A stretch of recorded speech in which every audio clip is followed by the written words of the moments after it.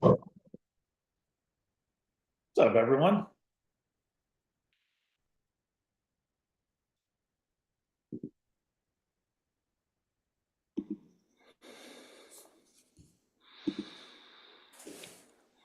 Brad, I think you're Oh, hey everybody, what's going on? I think I was muted. So sorry about that. What's happening, everybody? what an exciting start.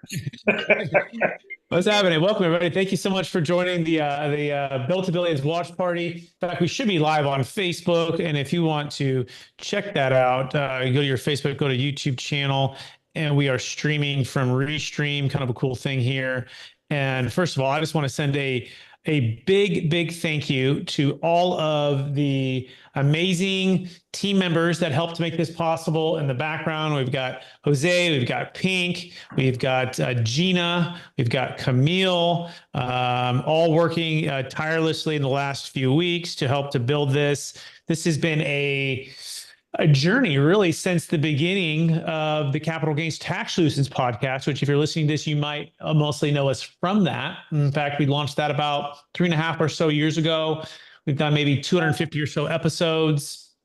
And that was a journey in the sense that we had never done anything like that before. In fact, I'd never been on video before until I really kind of launched the podcast, and COVID really launched that into acceleration mode, where I remember just sitting at home, not being able to do anything, locked down in California. And I was just like doing 5 or 6 episodes every single, felt like a day, at least 3 or 4 days a week, when things were really slow and things were really kind of stalled out. And that was what helped build the momentum of the company, but also give me an opportunity to learn from some of really the coolest, smartest people in the real estate world, the business world, who grew from zero to millions. And essentially, that's what we were able to leverage the podcast with our expertise with the Deferred Sales Trust to go from zero to millions in revenue. And now we're on the next step of the journey, which is millions to billions, which is the goal. But the big goal is something even more than that. It's really scaling for impact, which is what we're here about here at Capital Gains Tax Solutions. And so if you're watching this live stream somewhere, first I want to thank you for your support. If you give a comment below, wherever you're listening, or a little thumbs up, or if you want to even try to share the thing, that's cool. All of those things help to spread the awareness of the show. I also want to thank next the guests that have been on the previous show. Again, 250 guests. And all of the shows I got to go on their shows, which was so cool. Their shows where they were able to highlight what we do for Capital Gains Tax Solutions. So thank you for that. And then with that, I want to also encourage everybody to take action right now. In fact, if you have your phone and you haven't already, log in. If you have an iPhone, it's perfect with an iPhone, because iPhones is where we get the highest rankings. And if you go and you type onto like the podcast app, it's the Apple one, it's the purple one, and then you want to search "Build It to Billions," "Build It to Billions." That will actually pull up. You'll see a picture of myself. It says "Build It to Billions" with Brett Swarts. See if that's going to focus in there. You can't miss it. And then there's 10 mini episodes. All you need to do is download a couple of them, listen to a couple of them. And if we've earned it, give a 5-star review and click on follow or subscribe. And that will help the algorithm to start getting all excited, and then it helps us to rank in the country. Okay. In fact, we did this last time for the Capital Gains Tax Solutions podcast, and we ever ranked number 55 in the country, which is really cool. So we're trying to beat that goal, but it takes every single one of you who are listening to this to take action right now. We have a 24-hour window basically to get the extra, bonus points. Dan, did I make that clear? Or any thoughts on that, or questions that someone might have? You talking to me? Yeah, tell me. Yeah. I've been trying to get everyone to add and just bump us up the list. The more we get bumped up, the easier it is for other people to find us and hear all the great content of the incredible leaders you've already interviewed. So anybody listening, if you can bump us up just by subscribing and liking the videos, it really opens the door for a lot of other people to find us. Yeah, and that leads into what this means, right? Part of what we're about is more than just scaling from millions to billions. Like we said before, it's about scaling for impact. So it's about being great stewards with everything we've been given, and to be a blessing to other people. And so that looks like maximizing, the gifts that we've been given to as many people as we possibly can, but also, building a community and a culture with the podcast. This will eventually be a book.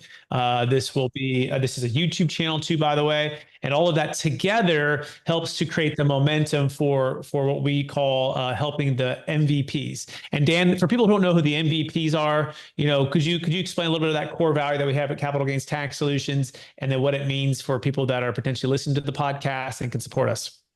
Yeah, of course. Everybody is familiar with MVPs. If you love sports, you're always looking for the MVPs, the most valuable players. That isn't what we mean by it. We actually got the term from Tim Tebow Foundation, and he was an MVP in football for Florida. And so basically, MVPs for us are the most vulnerable people. It's the outflow of success in our mind as we grow our businesses, as we increase our wealth, as we exponentially magnify our influence. The question is, what do we do with that? What do we use that for? Is it just to have more stuff?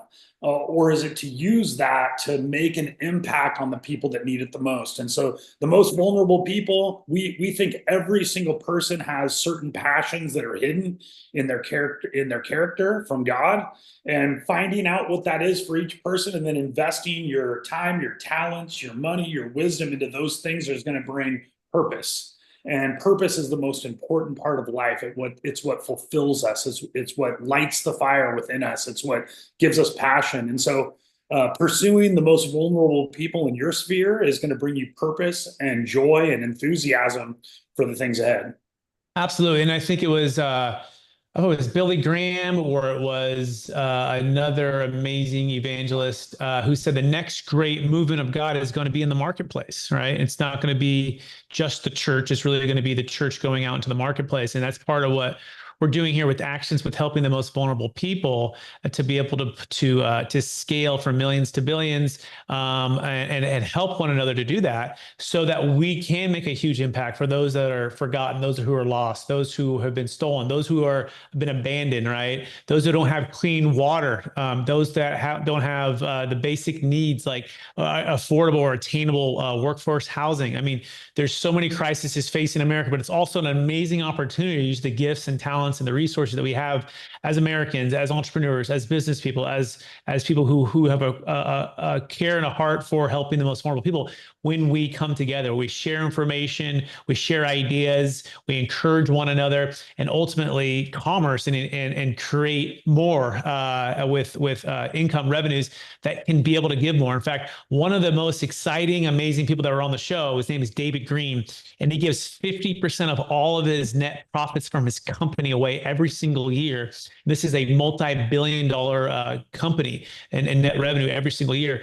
And he started out with giving, smaller amounts, and just kept feeling called and to give more and more and more. And that's part of his legacy. And more than that, he actually has given his company away to basically the family itself, right? And given up the controls now to be able to pass that legacy on. And so we're not just talking about business and scaling, we're also talking about legacy and passing that legacy with families. And even if you're not a millionaire yet, or you don't have millions of revenues, or we certainly don't have billions of revenues yet, we've been able to go from 0 to $1 million on our first couple of years here. Now we're on a journey, and that's part of why we're on this journey, is we want to document the journey from our goal to get from millions of revenue to billions of revenue, and to be able to share the fears, the frustrations, the challenges, right? Share the insights that we're learning in real time, be able to document these things together on the podcast, so that we can also pass on not just a wealth legacy or a business legacy, but like a brain trust legacy, right? These podcasts, these YouTube videos, they really live forever unless we delete them, right? And that's a really neat thing to be able to pass on. And so we're trying to capture this so we can reflect and be grateful, but also capture it so we can pass it on to the next generation of the core values. And that's part of what we're going to be talking about, is how do you establish and create core values for your family, for your business, as we're literally going through it ourselves, and hiring and bringing in and partnering with some of the best in the world that are doing it. And so we want to make this available to everybody as best as we can. And that's really our goal, to help you as the entrepreneur, the investor, on your journey from millions to billions, but also on your journey from scaling for impact. Because we believe that the scale, if you can scale those things and you can do it in a really efficient way, you can help more and more people. Dan, any wisdom or thoughts on that you'd like to pull out? No, I just think that's great. You mentioned before, your job as a ministry. I think you said Billy Graham said it. I like what C.S. Lewis said. He said there's no non-ministry jobs for a believer. If you're an accountant, you're not an accountant who happens to be a Christian. You're a Christian accountant. And so wherever you're placed, you have this opportunity to influence that place and to use that influence for good. And so I think about the people that invested in me through the years. A lot of the men at my church, I grew up in a fatherless home, and a lot of the entrepreneurs and business leaders in my church took me under their wing and just said, hey, we see potential in you. We're going to make an investment. And guess what? You get financial returns on financial investments, but in other kinds of investments, you get returns in like kind. And so when you make a spiritual investment, you get a spiritual return. And when we mentor and when we, use our money to put it towards causes that matter, that spiritual return comes back. And it's a huge blessing in our lives. And so for me, I just think like enlarging your vision to say, how do I grow my business? But then what? What am I trying to accomplish in terms of the purpose of my life? How can I make a bigger impact? How can I leave the world a better place than I found it? How can I, find people that could use my expertise and help them grow in their career? Those are some very rewarding things that we can endeavor to pursue. Absolutely. And it's all about being a steward versus an owner. In fact, I have a video on this, and if you haven't already checked it out, it's on our YouTube channel. But I'm going to share my screen, make sure I share my sound as well here. And this way we can take a peek at this. So check out this video that we just released on YouTube yesterday. When we think, well, we're going to give later because we can give more because we're going to invest that money and that's going to give us more, I think the opposite works. I think it's when you give it away. But I think if we do it for the right reason, I think God blesses us. So we say that the whole idea of stewardship comes around to this idea that it's not mine, it's all God's. And so therefore, I want to invest in eternity. The future is our children. Everyone loves your children. Children could be molded and helped without any prejudice, with collaboration, cooperation. It's what you want to pour into them to make them better, and giving them the right mindset to be very successful in life, but also helping others, giving back. And those are really my passion. I believe in our youth. I think we're spending a lot of time on that right now. In a way of being a good steward of this planet and the future and society, there's no better way that we can do than pour into these kids. If you can implement control, all right, and if you can be a good steward on anything, I think that is a calling that everybody should answer. I would say stewardship in everything that you have and has been given to you is a gift for a temporary period of time. And it's our responsibility to take what we've been given and make it better than what it was when we were given it. When God blesses you with success and wealth, all of a sudden now you're resourced to make that impact. You can make an impact in a certain way in this world, feeding, clothing, taking kids like I did and say, hey, where are the kids that people think are going to fail because they have a background that's unsavory? All of these things that we have accumulated in the sense of the world's mind, it's really just a gift from God. And we are here to be stewards of that. We're not here to be owners of that, meaning accumulate it for ourselves, but rather we are here to be a blessing to others. All right. So that is the stewardship over ownership. A couple of key things I want to pull out of this, right? And this is part, again, why we share this is so that when you share your goals, it naturally, and you share your core values, you naturally are holding yourself accountable, and you're sharing with other people to help you hold you accountable. So that's what we're doing right now. As we're sharing this with you, we want everyone to be looking, listening, supporting. Hopefully, it challenged you too to clarify and double down on these core values. But also, we ask you to help us to stay to these core values, right? Which is stewardship over ownership. And the idea, I think, was really well said. It's a gift for a temporary period of time, right? That we're to make things better, and you start to break that down with number one, everything's been given to us, whether it's our time, the gifts, the talents, the resources. Yeah, we've worked hard for things and we've earned certain things, but ultimately it's all come from God, right? That's the core idea of stewardship. It's all been given to us for a temporary period of time. And I've had a thought and a prayer over the last, 3-6 months as I've been really kind of diving into this idea of stewardship over ownership. And the journey to this podcast was about, 7-8 months ago. But during this journey, I got a chance to go to the High Road Leadership Conference. It was a Wellspring with Pete Vargas. I'm a part of the Wellspring Mastermind. It's a Christian entrepreneur mastermind. Anyways, he had a big event, 150 entrepreneurs at Hobby Lobby in Oklahoma City, and I had a chance to see David Green speak. And David Green was on that first part of that video there, and he talked about giving, right, and and give more now versus trying having the idea of waiting.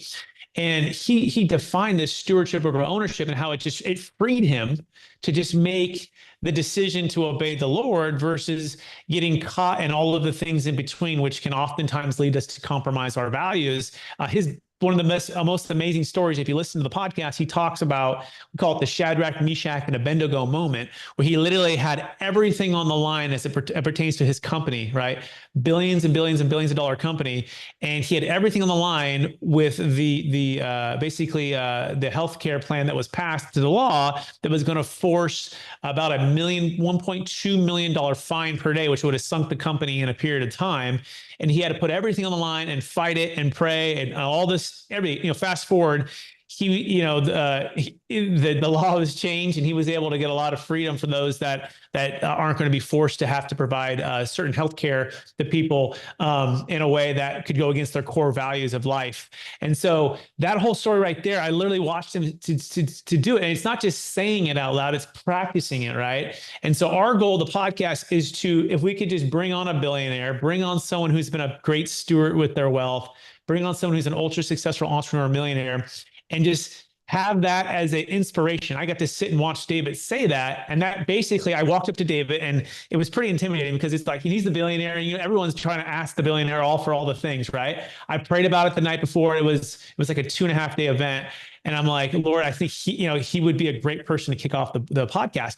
And so I took the little selfie with him and the day before, thanked him for everything. But even then, I don't need to say yes or how he's going to feel. But I asked him, I said, hey, I'm starting this podcast. It's called Build It to Billions. And the tagline is, now that I've had a chance to watch you speak, is so you can give it all away, right? The idea is not just to build it to billions. It's really to be able to give it all away, make an impact. Your whole story is an answer to prayer for this podcast. And it's all becoming really clear.